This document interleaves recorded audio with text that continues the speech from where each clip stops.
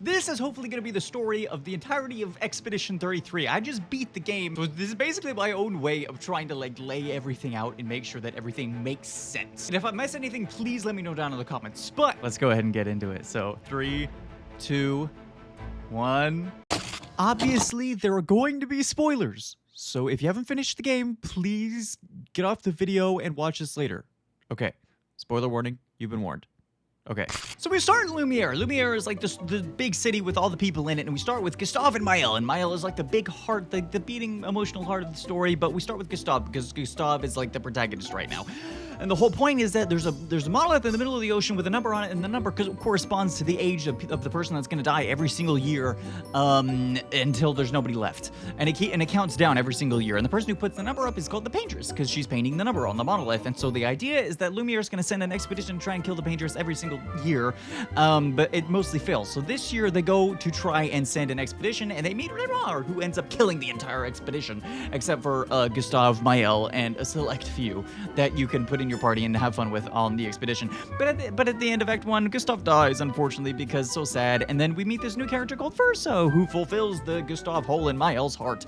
And then, but she also meets Alicia, who is this incredible character that we don't know anything about until the end of Act 2, where we find out that the Paintress is this crazy person that we don't even know that it's just a monster that is just sad. And then we find out that the whole thing is like the Matrix. The entire world is actually a painting that Maelle's true self and Verso's true self painted, and her mom is the Paintress who is stuck in the painting because of her grief, because there was a house fire in which Verso died, the real life Verso, and the real life Maelle is Alicia, who is all burnt and all that stuff. And there's also there's all this family drama about grief and how her mom was been stuck in the painting, and actually Renoir was the good guy trying to take her out of the painting, but in order to do that he has to like kill everybody, which is why the Paintress was so sad about painting all the numbers, because she was trying to stop that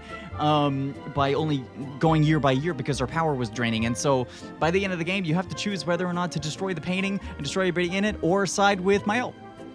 Oh my god, I actually think I did it on the 2-minute mark.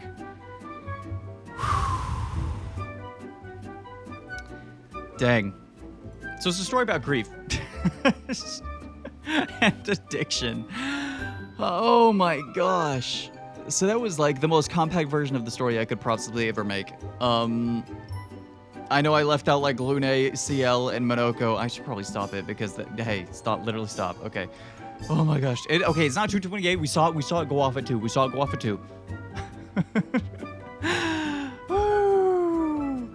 Oh my gosh. Okay, well, actually, I don't know if the Matrix is the right way to go about it. It's the Matrix. It's more like what do you call it? It's more like Avatar or something like that. Or I don't know. Because they're like they're different people. They're not people in like shells.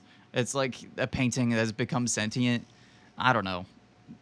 The painters are basically God. I don't know. It's. And there's a whole bunch of other details in it, like this whole person's Clea, but I'm not gonna go into all that. The whole point is Maelle and Verso. It's their story. It's their story, pretty much. But dang, yeah, this was basically for my own benefit to try and see if I could organize everything in one situation, and like, but it's just so there's just so much going on. Like the more I think about it, the more crazy stuff is happening. Like, apparently she's the person who created all the monsters, and like yeah, she's just trying to get his wife out of the painting, and but she's like stuck in the painting because she's filled with grief. I'm just reiterating what I said before within the 2-minute mark, so it's fine. Okay, but I actually have to stop. I have to sit and think about what I've done now that I beat the game. Oh my gosh. If you want me to try to speedrun it, I'll definitely try and do that. But let me know what you think down in the comments below. What your thoughts are on the story, because I think it's actually so interesting and unique. I just basically did this to see if I could organize it into the craziness that it is. But anyway, subscribe, like, comment down below. See you all in the next video. Bye-bye.